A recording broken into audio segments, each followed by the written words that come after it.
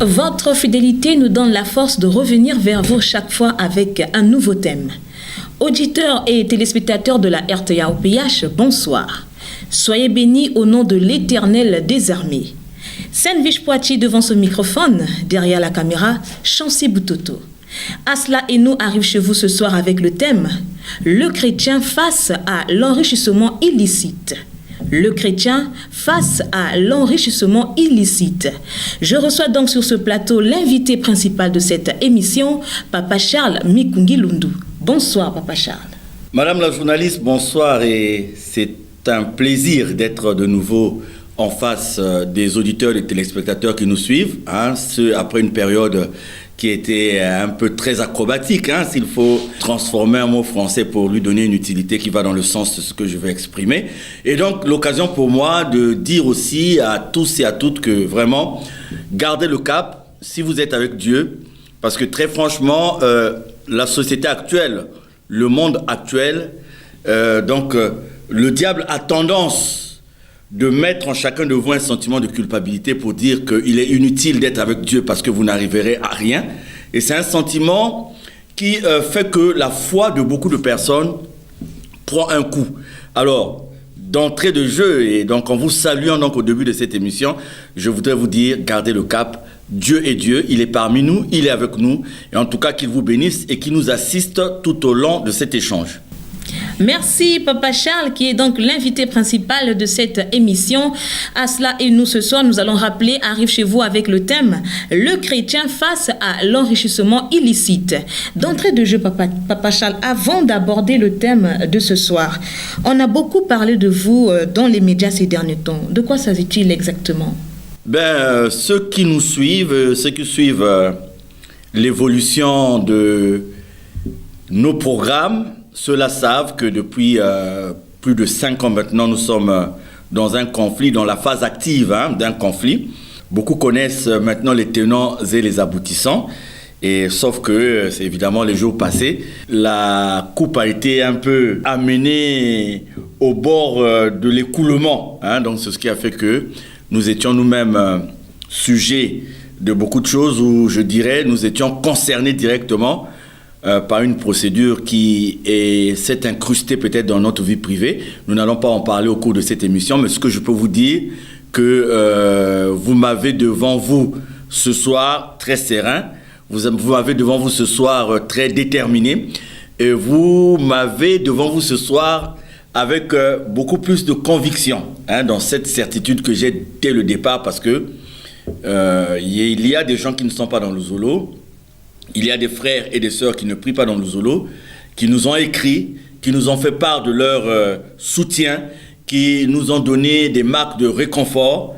Et donc j'ai compris par là que au-delà de turpitude, au-delà de ce qui se remarque à gauche et à droite, il y a des gens, la majorité, j'en suis sûr, qui comprennent le vrai sens de ce que nous sommes en train de faire. Et c'est l'occasion pour moi de remercier celles et ceux qui, au courant de ce qui nous était arrivé, sont venus vers nous par différentes façons, de différents moyens, pour nous apporter le réconfort. Cela a fait en nous, a créé en nous une motivation supplémentaire pour aller de l'avant dans ce que nous sommes en train de faire. En tout cas, merci beaucoup. Voilà tout ce que je peux dire. Je crois que nous nous sommes épanchés de la façon la plus remarquée et dans ce problème dans les médias un peu partout. Et pour revenir au thème de ce soir, voilà ce que je peux dire pour la une qui a tourné autour de ma personne, de ma modeste personne entre-temps. Et comment faites-vous pour vivre au milieu de tout ça? Madame la journaliste, je vais vous dire par exemple qu'aujourd'hui, je n'étais pas censé faire cette émission compte tenu de certaines obligations. mais le contrat que nous avons, le contrat fraternel que nous avons avec les auditeurs et les téléspectateurs, parce que vous savez, il y a beaucoup de gens qui ne le savent peut-être pas, quand nous développons des thèmes ici par la grâce de Dieu, je suis heureux de par les retours, de constater qu'il y a des femmes, qu'il y a des hommes, qu'il y a des enfants qui sont touchés par ce que nous développons au cours de cette émission, et il y en a qui trouvent des solutions. Je vais vous parler par exemple d'un couple que j'ai reçu récemment, qui a été touché par une rediffusion. Le thème, je ne l'ai pas trop en tête, et ils sont venus me voir en Goyo, et ils m'ont dit qu'ils étaient en situation de séparation. Ils étaient en situation d'incompréhension qui aboutit donc à une séparation. Et quand ils nous ont suivis, vous et nous, parce que c'est vous qui avez une fois de plus animé cette émission, en tout cas, ça a été pour eux une thérapie. Et ils sont venus me voir. Vous voyez que si ne serait-ce qu'une personne, une seule personne, trouve matière à revenir dans l'intimité de Dieu, trouve matière à revenir sur le bon chemin par rapport à ce que nous développons au cours de cette émission, une seule personne, déjà pour nous, c'est un contentement. Ça veut dire que quelque part, l'objectif est atteint. Mais il y a des centaines et des centaines de personnes depuis que nous avons lancé cette émission qui viennent exprimer leur satisfaction. Et donc aujourd'hui, normalement, de par mon programme, il n'était pas donné que je fasse ce direct, mais ce contrat fraternel avec les frères et sœurs a fait que je puisse trouver le temps de partir du fond du Niari, là où j'étais, et d'arriver, vous voyez dans quel état j'arrive ici, mais je suis là, prêt pour assurer ce partage avec vous. Et c'est ça le plus important. Vous me demandez comment je fais pour tenir. Mais vous savez, je me serais plaint si ce que je faisais dépendait de moi. C'est-à-dire que si je faisais ma volonté, si c'était mon programme, si c'était ma politique, si c'était mon business, si c'était mon affaire, j'allais me plaindre de ce que je rencontre, peut-être des embûches au cours du fonctionnement de tout ce que je venais d'évoquer tout à l'heure. Mais vous savez, comme il s'agit des affaires de Dieu et que Dieu est présent, je ne m'en fais pas, je ne m'en veux pas, simplement parce que nul n'est juste sur cette terre. Je ne peux pas dire que je suis sans péché, non. Mais je dis que, étant rassuré du fait que ce que je fais est de Dieu, eh bien, à partir de ce moment, je demande à Dieu de combler les énergies qui manquent, là où je n'ai pas, moi, homme, moi, humain, la possibilité de. Vous savez, il m'est arrivé de faire 2-3 jours sans dormir. Il m'est arrivé d'avoir des journées entières en train d'écrire. Il m'est arrivé d'avoir des journées entières en train de voyager. Et à côté de cela, j'ai une vie de famille. Vous savez que depuis plus de 5 ans maintenant, en octobre, ça fera 5 ans, un peu plus, je n'ai plus celle qui partageait ma vie, donc la mère de mes enfants. Donc vous avez une vie de famille qui forcément subit un coup par rapport à tout ça. Mais écoutez, on remet le tout entre les mains de Dieu, parce que ce n'est pas la peine de porter ce fardeau soi-même, ça ne servira absolument à rien.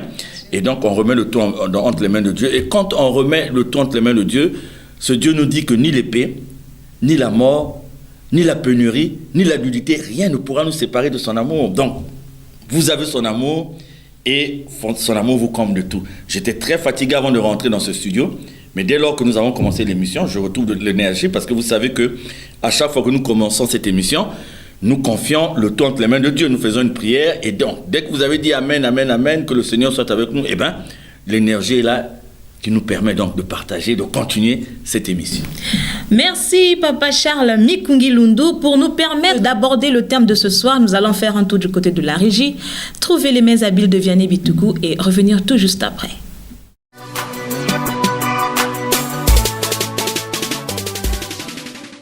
Moi, je ne sais pas. Peut-être que c'est Dieu qui va descendre maintenant pour parler.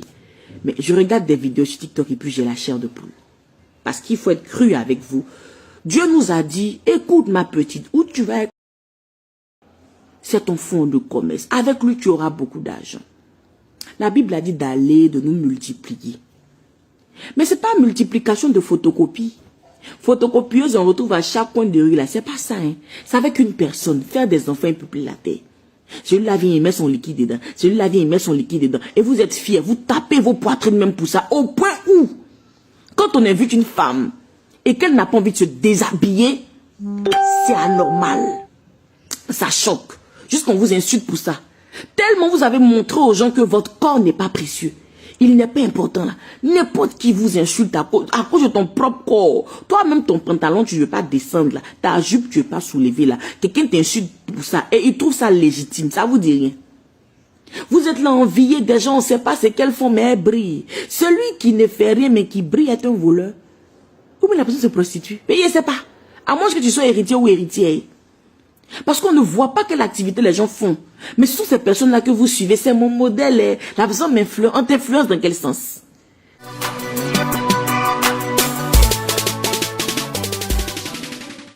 De retour dans ce somptueux studio de la RTA OPH, parlons du thème de ce soir. Le chrétien face à l'enrichissement illicite. Votre idée de la richesse, Papa Charles? Dieu le dit lui-même, qu'il est riche. Donc en fait, la richesse en soi n'est pas un mal, n'est pas un défaut. La richesse, il faut peut-être la concevoir, moi tout au moins, sur un plan matériel ou financier et sur un plan moral. Parce que quand Jésus dit dans le sermon sur la montagne, regardez les oiseaux du ciel, ils ne sèment ni ne moissonnent. Regardez les lits des champs.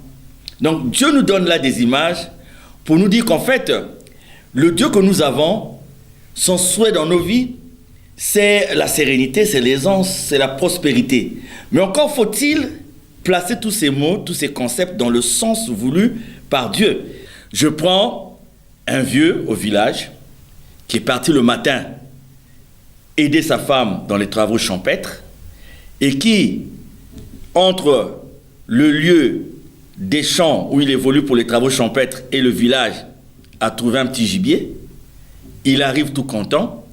Et la femme, sachant que le mari ramenait un gibier à la maison, la femme a eu le temps de prendre quelques légumes, de prendre quelques ingrédients. Et les voilà qui arrivent au village. Pendant que se prépare le bouillon, arrive un autre du village qui lui a ramené du vin de palme. Et vous voyez, la nuit tombe, le ciel se présente avec ce décor qui d'ailleurs nous confirme que le monde est géré par Dieu. Et donc, vous voyez, ce partage de vin de palme, ils scrutent le ciel, ils ont une paix intérieure qui en fait donne le vrai sens du bonheur. Parce que bonheur, richesse, ce sont des mots. Alors, la façon de les ressentir en nous traduit maintenant ce que cela signifie réellement en nous. Vous voyez ce bonheur-là qui dure, ce bonheur-là qui est dans le cœur, est différent d'un bonheur que vous empruntez et que vous avez pour un temps. C'est par exemple un bonheur, vous êtes content d'avoir escroqué un frère, vous êtes content d'avoir escroqué une sœur, vous êtes content d'avoir volé le portefeuille attistère d'une dame qui était venue pour faire son marché, et les quelques billets que vous tirez de cette escroquerie vous procurent un semblant de bonheur. Parce que sur le champ, vous êtes content parce que vous avez atteint un objectif, donc vous vous dites vous êtes content. Mais dans le fond, une fois que vous aurez épuisé cet argent, vous aurez un sentiment de manque, vous aurez un sentiment de pénurie, et même si vous n'écoutez pas votre conscience, vous aurez cette dernière, donc la conscience, qui va vous dire que vous avez posé un acte qui n'est pas bien. Et vous risquez d'aller de mauvais acte en mauvais acte parce que vous avez décidé d'emprunter un bonheur qui en réalité n'en est pas un. Quel est le bonheur, par exemple, aussi d'une dame qui va intégrer un foyer en ayant menti, en ayant présenté des sentiments d'amour qui n'en étaient pas des sentiments d'amour dans toute la réalité, mais simplement parce qu'elle avait un but à atteindre.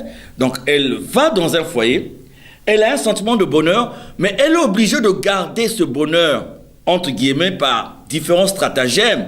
Aller par exemple consulter des gens qui vont lui donner des trucs pour mettre dans la nourriture, aller consulter des gens pour lui donner des trucs qu'il faut mettre sous le lit, et elle jouit peut-être temporellement, conjoncturellement, de ces moyens-là qu'on peut lui donner par le mari, mais au fond d'elle, il arrive toujours un moment où sa conscience lui parle. Donc la richesse en tant que telle, elle n'est pas mauvaise. Dieu souhaite même que nous soyons prospères. Dieu souhaite que nous soyons riches. Maintenant, quelle définition faut-il donner à la richesse? C'est là tout le problème. Quand je reviens au sermon sur la montagne, regardez les oiseaux du ciel. Les oiseaux du ciel n'ont aucun compte dans une banque. Les oiseaux du ciel n'ont aucun taxi, aucun bus. Ils chantent, ils glorifient le Seigneur. Et Dieu dit, regardez, ils ne sèment ni ne moissonnent, mais Dieu se préoccupe d'eux. Donc je pense que pour aller dans la volonté de Dieu, la richesse, c'est tout faire et tout obtenir en accord avec la volonté de Dieu, en accord avec ce que les autres souhaitent. Donc, voilà, madame la journaliste, ce que je peux répondre pour l'instant. Alors, Papa Charles, votre conception de la pauvreté? Tout est question de savoir qui est réellement riche et qui est réellement pauvre.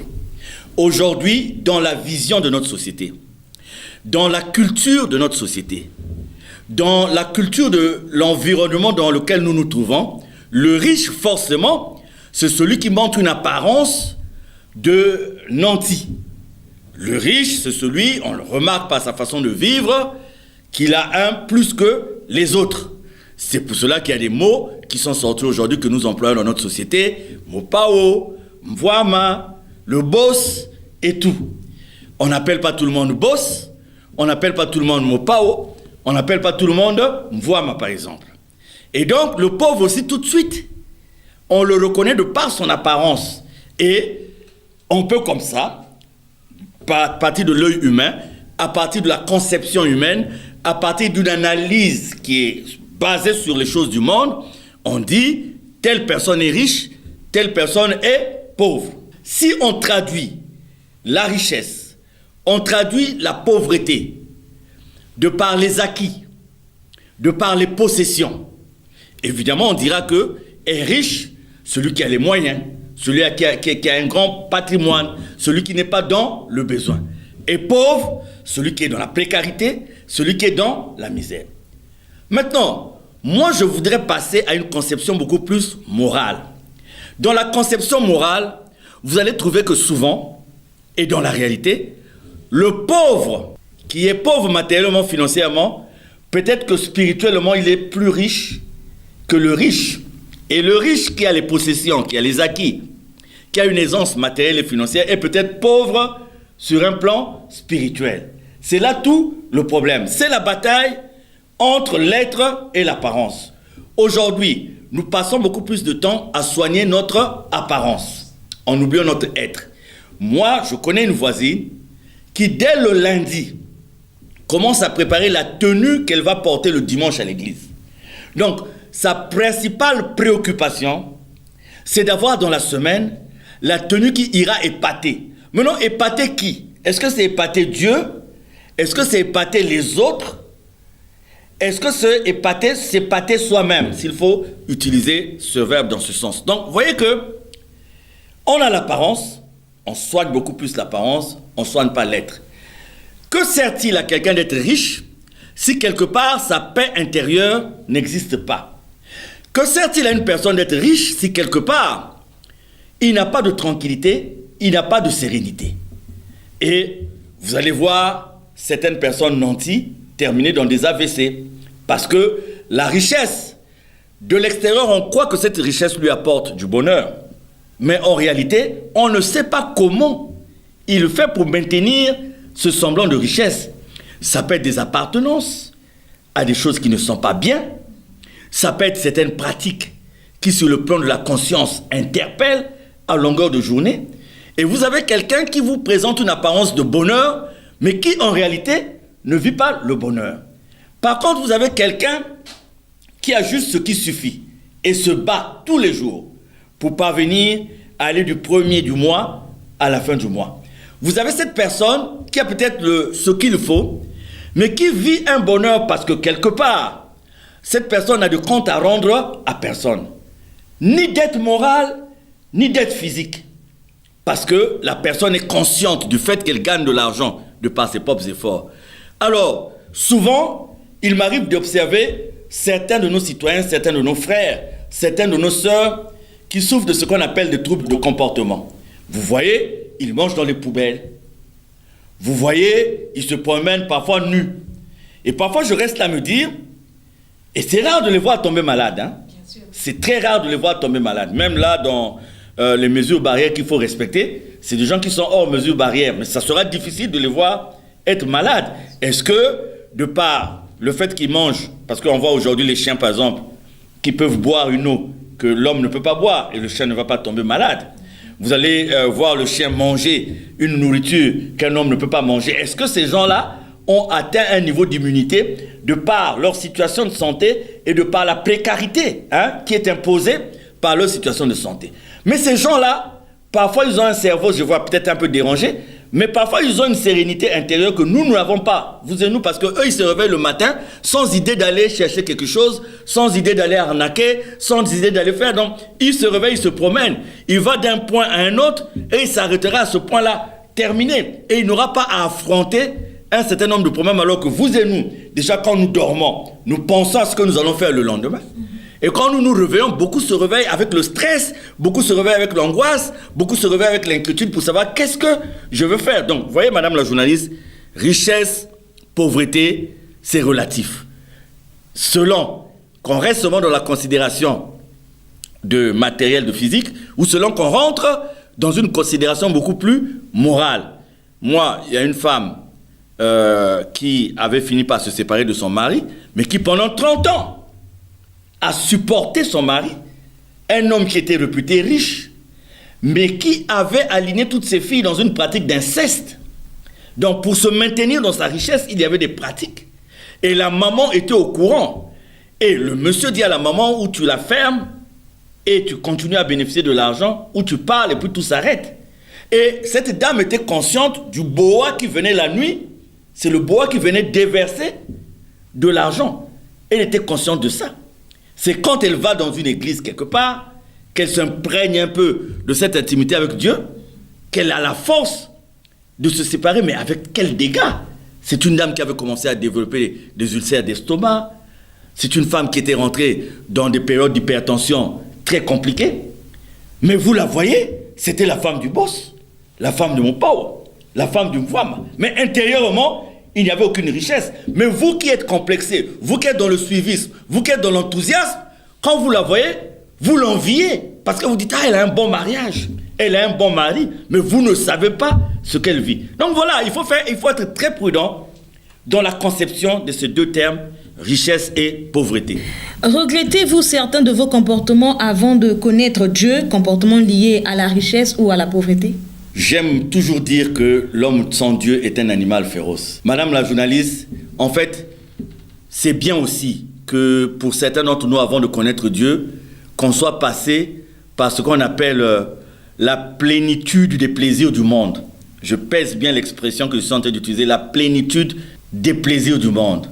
Nous étions de ceux-là, au temps de l'INA Congo, avec le Fokker 27, avec le Fokker 28, nous allions passer nos week-ends au Gabon.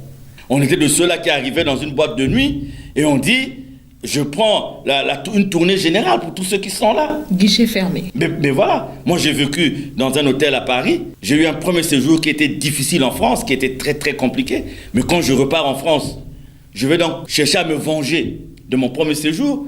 Donc à l'époque, je vais passer 3 mois dans un hôtel où je payais 500 000 annuités. Bêtement pour rien.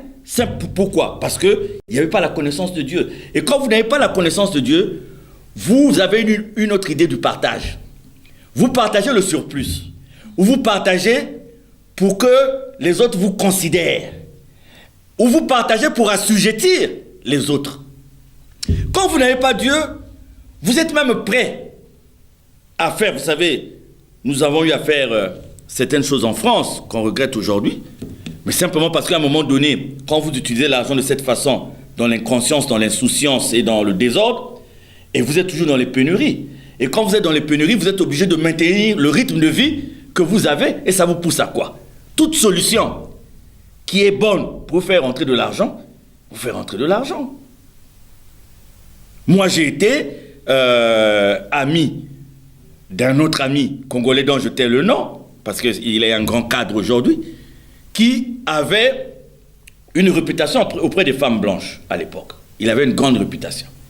Et comme lui, il était sur une île, sa formation c'était sur une île, et donc moi, qui étais son ami, je restais là à gérer son agenda. Il descendait le vendredi et il repartait le dimanche.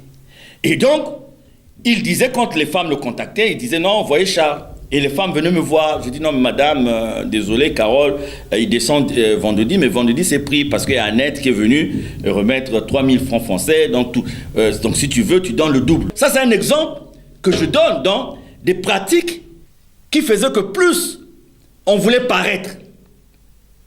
On était là, il faut aller à Rome, il faut aller en Belgique, aller bouffer les frites à Bruxelles, à Excel là-bas, et tout. Donc, on était des gens qui se faisaient voir. Donc, oui, je regrette sincèrement. D'une part, je dis merci à Dieu, parce que cela sert, vanité de vanité, parce qu'aujourd'hui, quand vous avez mené une telle vie, et que vous arrivez à connaître Dieu, vous vous dites en fait, pourquoi repartir dans cette vie, puisque on n'a absolument rien fait. Moi, j'avais aucune idée d'acheter une parcelle de terrain, aucune idée de construire, aucune idée de faire quelque chose de concret. Quand j'avais l'argent, j'étais animé par autre chose. On se dit aujourd'hui, surtout quand nous vous voyons, vous, à vos âges, quand nous voyons nos enfants, on se dit, vous avez connu Dieu à un moment où vous êtes capable de donner du positif dans votre vie. Ce que nous, on n'a pas été capable de faire. Oui, j'ai des regrets. Oui, j'ai des regrets. Mais quelque part, c'est un passé qui sert aujourd'hui de motivation, qui sert aujourd'hui de leçon, et où on se dit finalement, l'Ecclésiaste avait raison de dire, il n'y a rien de nouveau sous le soleil. Tout ce qui a été sera, tout ce que sera a été, vanité de vanité. J'insiste sur ce problème de l'homme sans Dieu est un animal féroce, parce que c'est un comportement que nous avons aujourd'hui dans la société. C'est parce que nous ne connaissons pas Dieu. Certains adoptent ou adhèrent à ce genre de comportement, ou adoptent ce genre de comportement, mais on les retrouve dans les lieux de prière.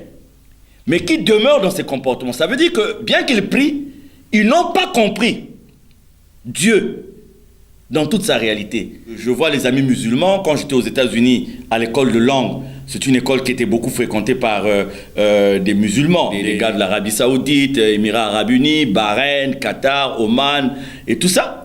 Et bien qu'on peut peut-être avoir des critiques sur leur religion, mais moi j'ai apprécié le partage au niveau de nos amis musulmans de par l'islam. J'ai apprécié le partage.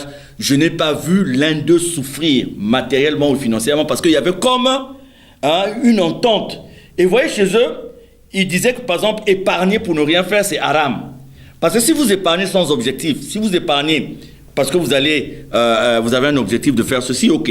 Mais si vous épargnez sans objectif, ils disent, c'est haram, c'est-à-dire c'est le péché. Pourquoi? Parce que pendant que vous épargnez, il y a des gens à côté de vous, il y a des gens autour de vous qui ont besoin de l'argent. Et si on rentre là, on voit des gens qui sont tous les matins dans les cathédrales, tous les dimanches au dambage et tout, mais qui continuent à vivre une vie de possession qui fait fi du malheur des autres. Ces gens-là n'ont pas compris la volonté de Dieu dans nos vies. Alors, Papa Charles, le chrétien ne mérite-t-il pas d'être riche? Oui, mais on aspire à quoi? À être bien. C'est vrai que j'ai eu un ami à Louvakou il y a quelques jours qui m'a dit, mais Charles, si tous ceux qui font l'effort de servir Dieu en esprit et en vérité doivent souffrir. Il m'a dit, j'ai lu que tous les disciples de Jésus étaient morts de façon atroce. Il dit, quand je lis Paul, les souffrances de Paul, je me dis, bon, à quoi bon suivre Dieu si le résultat c'est la souffrance? Parce qu'en fait, en termes de richesse, même si on parle de richesse à partir de la vie de Christ, la vie de Jésus, on a cette finalité temporaire à Golgotha qui montre comment le plus riche des riches, qui est Dieu, est mis sur une croix dans des conditions ignobles par les hommes de la terre. Toujours la conception. Conception sur le plan terrestre, mondain, ou conception sur un plan spirituel. Donc la richesse en soi, elle n'est pas mauvaise. Dieu dit, c'est l'usage qu'on en fait. Maintenant, là où tout le monde doit comprendre, et je crois que nous sommes d'accord, et nous serons d'accord parce que nous ne sortons pas de la parole de Dieu. En fait, le but de la richesse, c'est quoi? C'est de partager, c'est d'aider ceux qui sont dans le besoin. Parce que si on repart à la première communauté, on dit, les gens prenaient ce qu'ils avaient, mettaient en commun pour qu'il y ait une distribution équitable, de façon à ce qu'il n'y ait ni démunis, ni... Donc, en fait, aujourd'hui, pour nous qui prions, pour nous qui prétendons être de Dieu, le but de la richesse, de devenir riche, c'est pour être à même de partager, de donner aux autres. Donc, si tu veux être riche, et si tu l'as compris dans ce sens-là, tu l'as compris dans le sens que Dieu veut que nous puissions comprendre.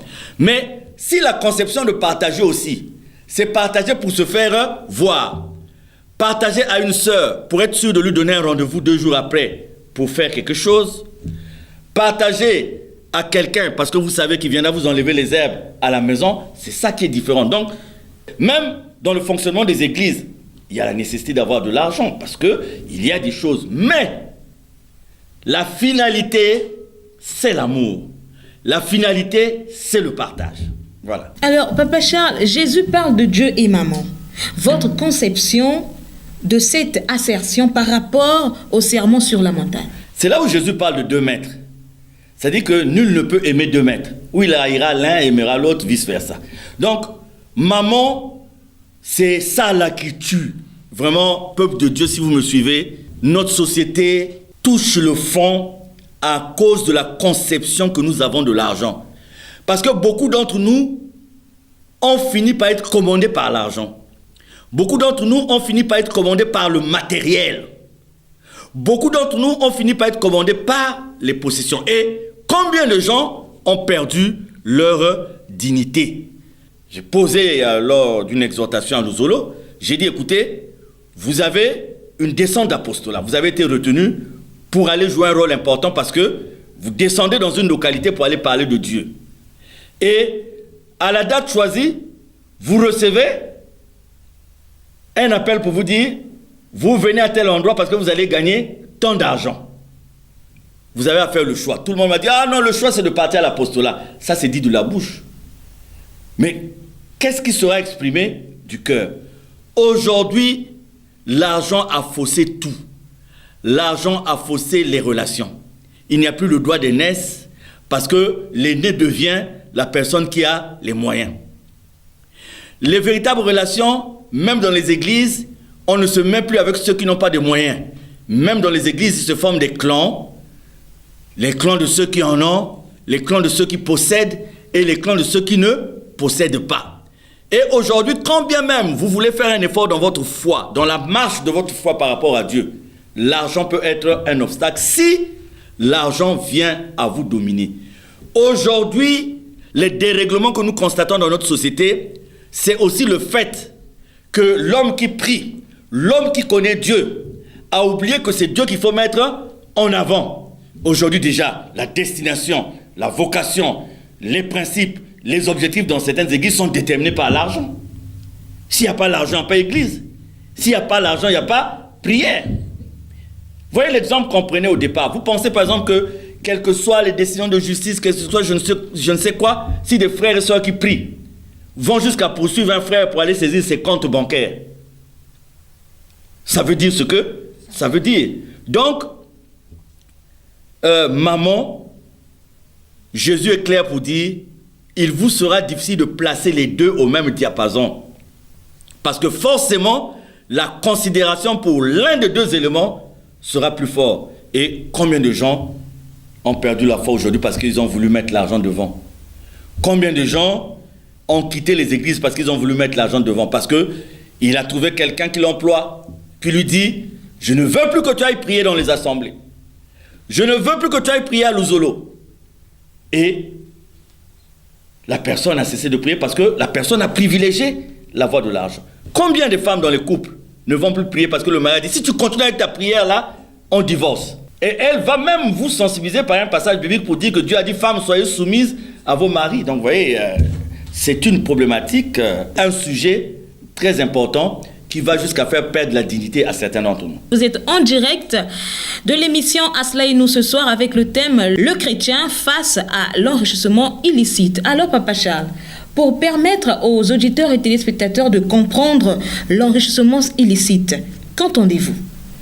En fait, chaque fois que nous gagnons de l'argent, des moyens de façon anormale, non conventionnelle, c'est-à-dire on a été amené soit par en volant, en usant de la corruption, en usant de ce qui n'est pas bien, et c'est ce qu'on appelle de l'argent illicite, que de l'argent qui ne nous était pas destiné normalement. Mais nous l'avons eu par des voies qui ne sont pas catholiques. Bon, entre guillemets. Disons par des voies qui ne sont pas louzolos. Vous voyez, pendant que vous me posez la question, j'ai en tête ce qui venait de se passer. Vous savez, nous avons un ami qui est hospitalisé dans une des cliniques de la place. C'est un monsieur qui travaille en mer et qui avait sollicité un crédit au niveau d'une institution bancaire ici, parce qu'il avait des projets. Mais ce monsieur, au départ, est resté avec une dame et ils ont eu 4 enfants. Ils ont eu 4 enfants avec la dame. Et à un moment donné, au détour d'une virée avec des amis, il a fait la connaissance d'une jeune demoiselle. Et donc voilà que la jeune demoiselle a fini par intégrer le foyer. Donc le monsieur s'est séparé avec la maman des 4 enfants. Oui, avec la maman des 4 enfants. Et donc, à un moment donné, comme pris par un appel de la conscience, il va demander un crédit de façon à ce qu'il construise pour la mère des enfants et mette un peu ses enfants dans une bonne position. Et aussi, de son côté, comme il évolue maintenant avec une demoiselle, donc il va s'ouvrir à cette demoiselle, à sa nouvelle femme, entre guillemets, pour lui dire, ah non, moi je prends un crédit pour que, vraiment, j'ai vu mes enfants sont dans une situation déplorable, je vais régler le problème, et voilà. Et donc, il est appelé en banque la veille de sa montée, de son départ, de son retour en mer. Il prend l'argent, il arrive, il dit à sa femme, en tout cas, je reviens dans 2 semaines, et l'argent je garde, et dans 2 semaines, eh bien, on revient et puis on verra ce qu'il faut faire. Et le monsieur, il rentre, il appelle sa femme, puisque c'est sa femme qui conduisait la voiture pour venir le chercher, le téléphone est fermé. Il appelle, puisqu'il loue encore, il appelle le propriétaire qui vit dans la même parcelle. Le propriétaire lui dit, mais madame a voyagé depuis. Madame a voyagé? Comment ça? Il prend un taxi, il arrive à la maison. Directement, il va là où il avait gardé l'argent, rien. Il va chez les parents de la dame, les parents, ah, comment, bon, ouais, tout ça. Mais vous n'avez pas vu, oh, mais elle est chez toi, depuis que tu es parti en mer, on n'a pas vu. Le monsieur est tombé, au moment où je vous parle, il est dans un coma, il n'est pas sorti du coma. Et vous voyez cette dame, Dieu seul sait, où est-ce qu'elle est partie. Elle va jouir de cet argent. Le monsieur, s'il meurt, c'est plus grave encore, parce qu'elle aurait entraîné de façon indirecte la mort de quelqu'un qui avait la charge d'entretenir 4 enfants.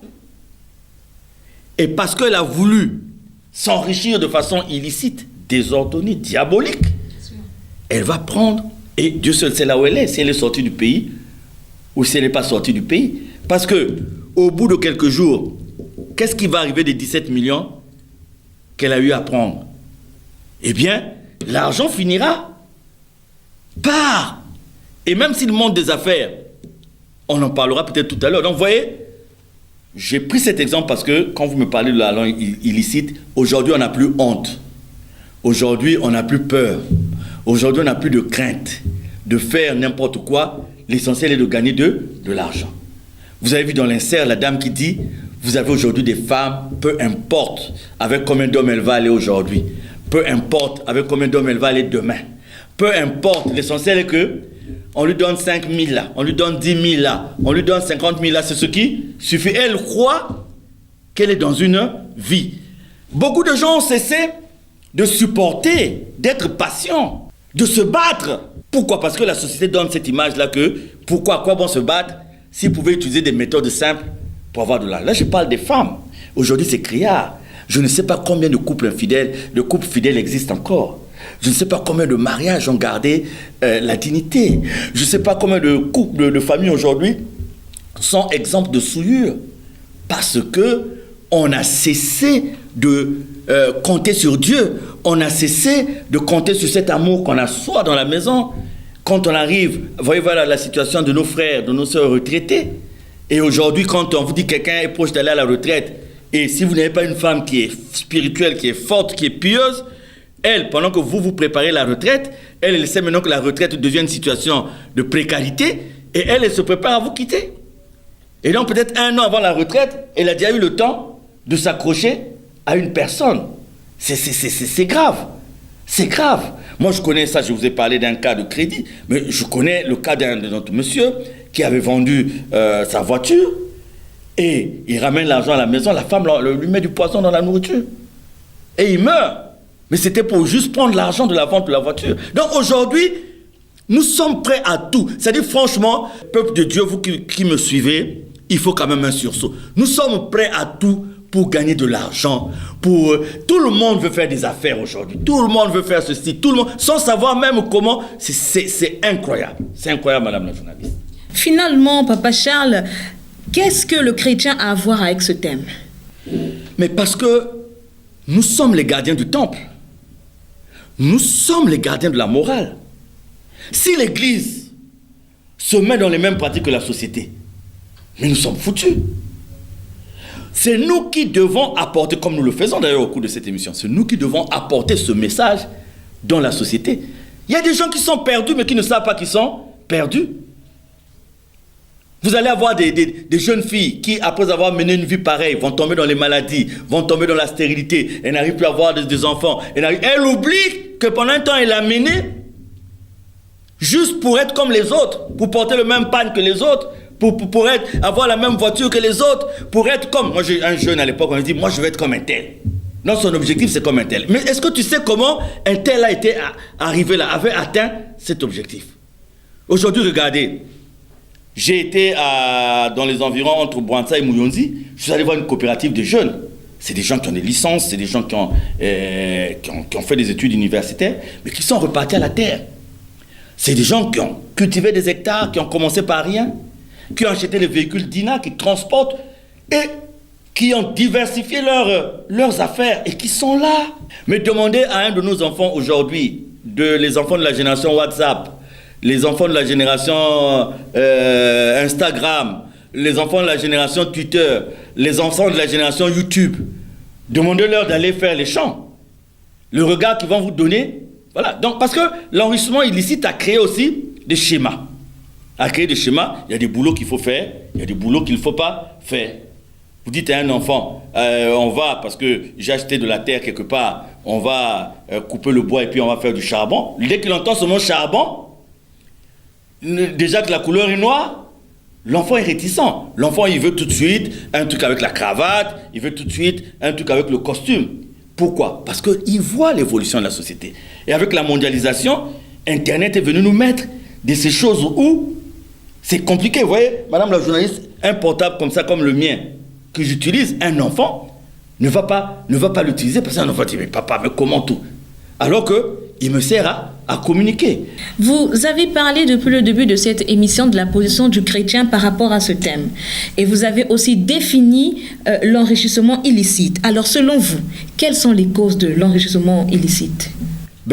Pour nous les chrétiens, puisque nous sommes dans une émission chrétienne, pour nous les chrétiens, c'est le manque de connaissance. Dieu dit dans Osée, mon peuple meurt, manque de connaissance. C'est-à-dire que même la prière, non, on a pris la prière comme une habitude. Bon, il faut être à l'église dimanche, parce qu'il est dit qu'il faut être à l'église. Donc, il n'y a pas de différence avec ceux qui disent que le dimanche, ils vont aller faire la course à pied, que le dimanche, ils vont aller manger le ngoulou, que le dimanche, ils vont aller pique-niquer, parce que la prière est devenue aussi comme un genre de pique-nique. Parce qu'on ne va pas à la rencontre de Dieu. On ne va pas pour expérimenter ce rapport que Dieu nous demande d'avoir avec les autres. Mais on va pour. Et ça c'est dramatique. C'est dramatique, madame. Donc, en tant que chrétien, les causes, c'est d'abord le fait de ne pas connaître Dieu et de ne pas faire la volonté de Dieu. Parce que Dieu nous recommande l'amour. Dans cet amour, on a la crainte de faire du mal. On a la crainte de faire ce qui n'est pas bien. Regardez-nous dans Luzolo, on a ce qu'on appelle le texte d'engagement. Je, contre la malhonnêteté, contre ceci, je dirai toujours la vérité. Je. Donc, ça veut dire que si vous l'appliquez, en aucun moment, vous serez tourné vers de l'enrichissement illicite parce que vous saurez que par rapport à Dieu, ça ne va pas, ça ne marche pas. Mais donc, quand vous n'avez pas Dieu en vous, et que vous êtes dans la chaleur de la marche de la société, vous faites comme les autres. Il y a des chrétiens qui font des choses abominables aujourd'hui, qui jettent la nourriture, alors qu'il y a des gens qui souffrent par-ci par-là. Mais nous prions, nous sommes maintenant nombreux à prier. Mais où sont les résultats du partage? Le partage, il est où? On partage à qui? On partage quoi? On partage comment? C'est ça le problème. Est-ce qu'on va accepter qu'on ait des démunis dans nos églises, alors que Dieu nous dit que la communauté, la vie communautaire, c'est pour venir en aide aux autres, c'est pour partager? À quel moment l'église, nous allons mettre en place les conditions pour venir en aide, mais de façon désintéressée? à ceux d'entre nous qui souffrent. C'est ça. Quand on n'a pas Dieu, on est plus souvent complexé.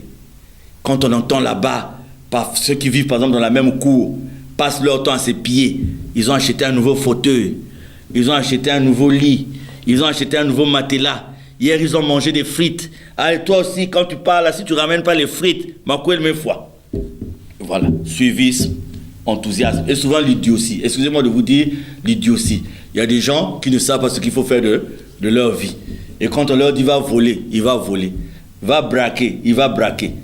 Va faire ceci. Vous allez voir, les voleurs, il y a beaucoup de chrétiens, entre guillemets. Les braqueurs, il y a beaucoup de chrétiens, entre guillemets. Les corrupteurs, il y a beaucoup de chrétiens, entre guillemets. Les corrompus, il y a beaucoup de chrétiens, entre guillemets. Voilà. Et pour un chrétien, quelles sont les conséquences de l'enrichissement illicite? Nous, on a l'idée de la vie que nous voyons. Or, vous savez, la vie, c'est de l'occultisme invisible. Déjà, le visible, nous avons du mal à le maîtriser. En sortant d'ici, on ne sait pas s'il y aura le soleil, s'il n'y aura pas le soleil. C'est une donnée pour nous dire que nous ne sommes pas maîtres même de ce que nous vivons. Donc, il y a des gens qui pensent que quand ils posent de tels actes, et que dans un premier temps, dans l'immédiat, ils n'en voient pas des conséquences et leur vie n'est pas changée, ils se disent c'est bon, on fonce, on continue. Mais Dieu dit quoi? Que quand nous aurons à rendre compte, il ne faut pas seulement attendre d'aller là-bas pour rendre compte. Il y a des comptes rendus que nous faisons ici sur le terrain. Quand quelqu'un se plaint du mal que vous lui avez fait, cette plainte arrive chez Dieu. Et vous croyez que l'argent que vous avez pris de cette personne va vous servir. Mais en fait, vous êtes en train de partager les malédictions. Si avec cet argent, vous avez envoyé un de vos enfants à l'étranger, eh bien, vous l'avez envoyé aussi avec la malédiction. Vous ne serez pas surpris que l'enfant là-bas, devienne maintenant un drogué, devienne maintenant un chanvreur. Et vous avez beaucoup de phénomènes que nous rencontrons dans la vie, que nous trouvons être comme du hasard. Mais ce n'est pas du hasard. C'est parce que quelque part, on a posé un acte, et ceux qui se sont plaints de cet acte, leurs plaintes, leurs complaintes, leurs supplications sont arrivées au niveau de l'Éternel. Et je vous dis les conséquences. Déjà, quand vous êtes dans cette vie-là, c'est une vie de pénurie. C'est-à-dire que vous irez de manque, vous serez toujours... C'est-à-dire quand vous accumulez aussi le luxe, les richesses, quand vous achetez un portable aujourd'hui, il faut aller acheter la SIM. Quand vous achetez la SIM, il faut acheter le crédit pour communiquer. Déjà, vous voyez, ça c'est un petit portable. Vous allez acheter la voiture, il faut acheter le carburant tout le temps. Il faut l'entretenir, la maintenance, vidanger, et elle est panne. Il faut aller chez le chauffeur. Les gens ont l'habitude de dire que la voiture coûte plus cher que la femme. Que dire des gens aujourd'hui qui ne peuvent même plus travailler? C'est-à-dire qu'il ne peut même plus rester dans son bureau parce qu'il a 4 femmes. Et donc, dès qu'il arrive dans son bureau, c'est l'appel. Tu avais oublié le gaz, il faut envoyer chauffeur. Quand il raccroche, mais la facture de courant était venue, tout. Et du coup, les 4 appels, ça c'est les 4 pour lesquels tu loues les maisons, qui t'appellent. Mais si sur le coup tu n'as rien, tu n'as pas d'argent, tu vas faire quoi? Tu vas essayer de créer ce qui est anormal. Aujourd'hui, il y a des cas de suicide, parce qu'après, on ne s'en sort plus. Aujourd'hui, il y a des gens qui sont en prison, parce qu'ils ont poussé le truc un peu plus loin. Ils sont allés faire ce qu'il ne fallait pas faire. Il y a des gens qui sont devenus des meurtriers, parce qu'il fallait aller casser quelque part, il fallait aller piller. Donc, vous voyez, les conséquences sont nombreuses. Moi, je veux attirer l'attention des gens. Je ne dis pas, Papa Charles n'est pas venu faire une émission avec Sainte-Viche pour dire qu'on vous défend d'être riche, on vous défend, non. Mais je dis que nous avons un peu... transformer cette idée de la richesse en quelque chose qui n'est pas bien, surtout pour nous qui connaissons Dieu. Aujourd'hui, il n'y a plus de pitié. Tu arrives dans un hôpital quelque part, si tu n'as pas l'argent, on ne te traite pas malgré ton état. Et parfois, la personne qui te reçoit, c'est une personne qui prie. Il n'y a plus de bonté. Il n'y a plus de pitié. C'est ça qui est... Tout est conditionné par l'argent. Tu ne peux pas aller quelque part... Tu te dis, tu vas aller dans tel endroit, tu vas retrouver des frères qui prient, qui travaillent là-bas, tu vas retrouver des frères, des sœurs qui prient, qui travaillent là-bas, qui vont te rendre service. Et eux, ils vont se cacher pour dire, non, c'est pas nous, c'est un tel qui s'en occupe, alors que c'est eux. Donc, si tu veux que ça sorte vite, trouve 15 000 pour qu'on te fasse ceci. Et c'est devenu comme un principe partout, et c'est malheureux, c'est vraiment malheureux. Alors, Papa Charles, avec l'enrichissement illicite, peut-on parler en de véritable amour, de véritable partage? Mais comment ? C'est pas possible. Déjà, quand vous escroquez, quand vous anarquez, il n'y a pas d'amour. Vous allez voir des gens, quand ils gagnent ce qui est dû à leur effort seulement, ils auront du mal à partager. Ils auront comme un frein. Mais, quand ils gagnent ce qui n'était pas dû à leur effort, ils sont souvent pressés de partager. Partager, c'est ce que vous avez de précieux. C'est ce que vous avez de cher. Moi, quand je vais à Dolisie, Brazza, ou quand je fais la route, simplement, quand j'arrive au marché de Tister, parce que très souvent, je pars ou tard la nuit ou très tôt le matin. Je vois des mamans qui sont assises là, qui vendent souvent que les emballages des maniocs. Mais elle va rester là du matin jusqu'au soir pour gagner peut-être, je sais pas, elle ne doit pas gagner grand-chose. Et je vois des gens qui prient, qui dans la journée dépensent 500 000, 1 million, 2 millions. Quelqu'un m'avait dit c'est le karma, il y en a qui sont nés pour souffrir, il y en a qui sont nés... Mais qui sait? Si aussi, ce n'est pas le fait que nous n'appliquons pas l'amour du prochain comme Dieu nous le demande. C'est ça le grand problème. C'est pour ça que je dis aujourd'hui, je ris, je ne me moque pas. Mais je ris quand même des gens qui disent je prie, je suis à Luzolo, je suis dans ceci, mais qui n'ont pas cette compréhension de la vie que Dieu veut que nous puissions développer. Et le pire encore, c'est quoi? C'est que nous-mêmes dans les églises, nous avons fait de l'enrichissement illicite aussi un principe. Mabonza, donner. On sait que c'est de l'argent qui n'ira ni à l'église, ni pour aider les gens. Mais parce que le dirigeant de l'église, le pasteur veut être aussi dans une jeep, veut être comme le pasteur de telle église. Donc on ne poursuit plus le but d'aider, de créer des mécanismes de partage, des mécanismes d'aide, mais on poursuit un but pour essayer de se rattraper dans les positions sociales, dans l'environnement social. Et c'est ce qui est vraiment très grave ces derniers temps. Moi, je reviens surtout sur les femmes. Les femmes aujourd'hui, qu'elles prient, qu'elles ne prient pas. Il n'y a même plus de différence avec celles qui prient, n'ont plus de respect de leur corps, n'ont plus de respect de leur dignité. Franchement, quand vous voyez des chrétiennes, des femmes mariées, se faire faire des choses dans leur bureau, se faire faire des choses dans l'herbe, se faire faire des choses dans des endroits simplement parce qu'après, on va leur donner un billet de 10 000. Parfois, ce n'est même pas 10 000. Il y en a qui finissent parfois avec 2 000. Non. Vous avez parlé des conséquences tout à l'heure. Il y en a qui vivent déjà ces conséquences maintenant. L'acte sexuel, nous avons développé le terme entre-temps, peut être un poison. L'acte sexuel peut tuer. Bien sûr. Et vous amassez des malédictions en vous. Parce que les hommes qui viennent vers vous, qui vous donnent leur argent pour bénéficier de votre corps, vous ne savez pas quelles sont les ambitions. Quelles sont les appartenances de ces personnes, madame la journaliste? Vianney Bitoukou nous propose un élément à suivre et on revient tout juste après.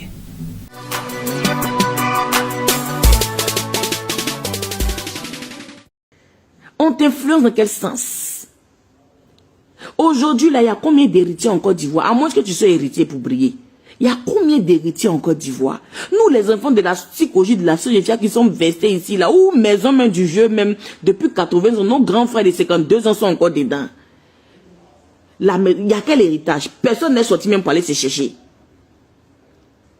On n'a pas héritage. Il nous reste quoi? Le travail. Aller à l'école et travailler. Les gens nous voici, nous autres aujourd'hui, on chante pour le Seigneur, on prêche là. Les gens sont montés sur nous dans Abidjan là avant qu'on sache que Jésus sauve. On doit tout laisser venir à lui. Mais on est un peu fatigué quand même. On est un peu fatigué quand même. Et il y a des endroits dans lesquels quand on va, on a honte. Parce que là, ah, c'est la prêche, moi, c'est elle. Ça fait quelque chose. C'est vrai, ça participe à te créer un témoignage, mais ça fait quelque chose.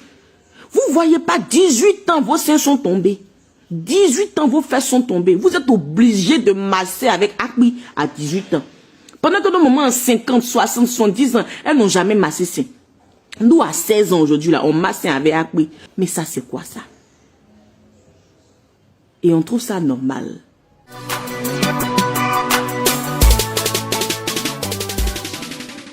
Merci Vianney Bitoukou pour cet élément. Poursuivons donc notre thème de ce soir, le chrétien face à l'enrichissement illicite. Un thème que nous sommes en train de développer avec l'invité principal qui n'est autre que Papa Charles Mikungi Lundu. Alors Papa Charles, nous avons l'impression qu'en courant derrière l'enrichissement illicite, les chrétiens oublient leur âme. Ce que nous devions préparer, c'est enrichir notre âme, enrichir notre intimité avec Dieu. Moi, je vous dis et je vous le confirme, mes bien-aimés, il y en a qui pensent qu'avec Dieu, on ne gagne pas. Il y en a qui pensent qu'avec Dieu, on ne fait que souffrir. Il y en a qui pensent qu'avec Dieu, on ne peut pas prospérer. Je vous le dis, mes bien-aimés. Ça dépend de ce que vous entendez par prospérité. Ça dépend de ce que vous entendez par évolution. Parce qu'il faut avoir une réflexion différente selon qu'on est mondain, dans le sens mondain du terme, et selon qu'on est la parole de Dieu. Parce que le bonheur n'est pas dans les habits. Le bonheur n'est pas dans le pouvoir. Le bonheur n'est pas dans la voiture. Le bonheur n'est pas dans la maison dans laquelle vous vivez. Nous étions en train de rigoler tout à l'heure. Nous avons vu des gens qui ont construit à Maseka, là, la montagne dans le Mayombe, qui ont construit en haut. Je me suis dit, mais voilà une belle maison à étage, parce que le gars, il est perché là sur la montagne, et c'est vrai qu'il a un vent frais et doux qui le frappe. Ce monsieur-là, peut-être qu'il a un sens du bonheur qui n'est pas le nôtre, pour lequel il faudrait aller trouver un split, pour lequel il fallait aller trouver ceci. Donc, tout est possible avec Dieu. C'est parce que la société, le monde ont tendance à nous faire croire que si nous restons seulement avec Dieu, nous n'aurons rien. Nous n'aboutirons à rien. Franchement, il y a des scènes auxquelles on assiste dans notre société d'aujourd'hui qui font rire. La recherche de l'argent illicite, là, a rendu des gens... C'est-à-dire que, bon, il y a c'est vraiment des mots que je n'ai pas envie d'utiliser. Vous voyez des habitudes. Moi, j'avais commencé à écrire un livre sur les habitudes. Hein? C'est-à-dire, bon, je garde le titre parce que le bouquin n'est pas encore sorti. Je suis à déjà 500 pages. Donc, j'ai essayé de voir les habitudes des gens qui font une course à la richesse. Comment ils deviennent, comment ils changent dans le comportement, comment ils changent dans l'addiction, comment ils changent dans... Et il y a des moments où je rigole, je dis, mais bon sang. Mais si tout le monde accumule, si tout le monde fait le taxi, si tout le monde va à Dubaï, si tout le monde va en Guangzhou, qui va rouler dans quoi? Qui va acheter pour qui? Mais vous posez une question importante. Dans tout ce que nous faisons, quelle est la place que nous donnons à l'âme? Est-ce que nous prenons le temps d'enrichir notre âme, d'enrichir notre intimité avec Dieu? C'est ça que nous devions faire pour être en accord avec Dieu. Nous avons une chanson qui dit Mouela, ma frère, Mouela, Kabile Leko. C'est-à-dire, ce qui va nous amener au ciel, ce n'est pas les habits. Kakimfu Mouko, c'est... Tu arriveras là, tu ne diras pas, Seigneur, je suis arrivé, j'ai eu 12 voitures, j'ai eu ceci. Non. Dieu va te juger sur la base des principes qui sont contenus dans le mot amour et des principes que tu étais censé appliquer. C'est pour ça, moi, je suis même là quand quelqu'un meurt. La personne a fait la pagaille toute sa vie. À la veillée, il y a même 200 femmes qui sont à la veillée là, qui étaient sorties avec lui. Et on dit que le prêtre va venir faire la prière, ou que le dombage, on va venir faire le dombage, mais ça ne servira à rien. Ce qu'on fera là, ça sera peut-être pour demander à Dieu de mettre la paix et la quiétude dans la famille, mais ça n'apportera pas un changement dans la personne qui est déjà allée là-bas, qui après toute sa vie s'est complu dans ce qui n'était pas bien, et parce que vous allez rester faire la prière à sa place, quand il est allé avec les 300 femmes, il est allé avec vous, mais il arrivera là-bas dans la même position. Quand je vois les gens, non, l'absoute, le dombage et tout, c'est sur terre. C'est pendant qu'on est sur cette terre qu'il faut préparer tout ça. Alors, que faut-il dire aux chrétiens afin qu'ils comprennent qu'en réalité, tout n'est que vanité? Il y a une expression qui dit non-assistance en personne en danger. Je crois que nous qui prions, il faut se lever quand même. La société, de ce côté-là, ça ne va pas. Et je crois que c'est un appel que je lance aussi aux dirigeants des églises. On peut un peu faire des séminaires, on peut se retrouver, on peut regarder comment rendre à l'église son rôle moralisateur. Comment rendre à l'église ce rôle-là, hein, de ramener quand même la société dans des voies qui sont bonnes. C'est un appel, j'ai fait par écrit, j'ai fait des messages, j'ai appelé un certain nombre de pasteurs par-ci par-là, des dirigeants d'église, pour leur dire qu'il faut qu'il y ait une réponse de l'église par rapport à ça, par rapport à ce phénomène-là, et à d'autres phénomènes encore. Et donc, ce que je peux dire, comme le salut est individuel, je vais demander à chacun de nous de prendre le temps de travailler cette intimité avec Dieu, en dépit des souffrances que vous devez rencontrer, parce que certaines souffrances sont comme une école, certaines difficultés sont aussi comme une école. Dieu dit que tout ce qui nous arrive est voulu par lui, soit pour la correction des péchés que nous avons eu à commettre sur cette terre, soit pour notre élévation. Mais pour nous, qui sommes sur cette terre, nous voyons d'abord ce que nous avons fait du mal par rapport à Dieu. Passons beaucoup de temps à faire un examen de conscience. Et quand on a fait l'examen de conscience, passons beaucoup de temps à demander à Dieu directement une idée faite en toute sincérité, arrive chez Dieu sans passer par des intermédiaires et en vivant. Donc je disais à quelqu'un dans la voiture tout à l'heure qu'il faut partager. Même ce que tu as du cher, il faut partager. Même si tu arrives dans le partage de tomber sur un escroc, l'essentiel est que ton idée de partage, tu auras eu à le faire par rapport à la volonté de Dieu et pour Dieu. Le chrétien face à l'enrichissement illicite. Quelle est donc votre conclusion? Réveillons-nous. Et puis, vous savez, tout ce qu'on gagne de façon anormale ne paye pas. On va porter les cravates, on va porter les costumes, on va manger dans les beaux restaurants, on va dormir dans les bons hôtels, on va rouler dans les belles voitures. Si on avait en mémoire ce que les autres, ceux qui nous ont précédés et qui sont déjà repartis vers Dieu, si on a vu comment certains ont fini, c'est ça aussi l'histoire. Souvent je reste dans le paradoxe, je dis, oh mais Dieu, un tel n'a pas vu comment son ami avait fini. C'est comme si on aveuglait les gens, alors qu'il y a d'autres qui ont fait comme ça, et ça a été vanité de vanité. Hein. Moi, je connais un frère, le jour de son enterrement, il avait des problèmes avec son ami, le jour de sa mort, il avait des problèmes avec sa bande, et on lui avait foutu des billets de 10 000 dans les nez, dans la bouche et tout, pendant qu'il était déjà mort. Vanité de vanité. Travaillons, demandons à Dieu, travaillons, gagnons la sueur de notre front, et cherchons cette intimité avec Dieu en tout instant. Voilà ce que je peux dire. Parce que tout au long de l'émission, je crois que les auditeurs, les téléspectateurs ont saisi un peu. Et puis, ne soyez pas complexés. Dans la vie, ne soyez pas complexés. Soyez ce que vous êtes. Qu'on se moque de vous, qu'on ne se moque pas de vous, menez la vie que vous avez. Et si Dieu a des plans pour vous, pour que votre vie change, ça sera à Dieu. Mais vous n'allez pas changer votre vie parce que les gens se moquent de vous. Vous n'allez pas changer votre vie parce que les gens rient de vous. Confiez vos vies à Dieu et laissez Dieu faire. Voilà. Asla et nous arrive chez vous chaque fois avec des thèmes, c'est pour vous permettre de prendre la résolution, de faire un pas vers le chemin du changement. Alors, c'est la fin de cette émission. Derrière la caméra, Chancy Boutoto, à la régie, Vianney Bituku et toute son équipe. Devant ce microphone, Senvish Poiti. Cette équipe restreinte vous donne rendez-vous au prochain numéro. Portez-vous bien. Au revoir, Papa Charles. Au revoir, merci.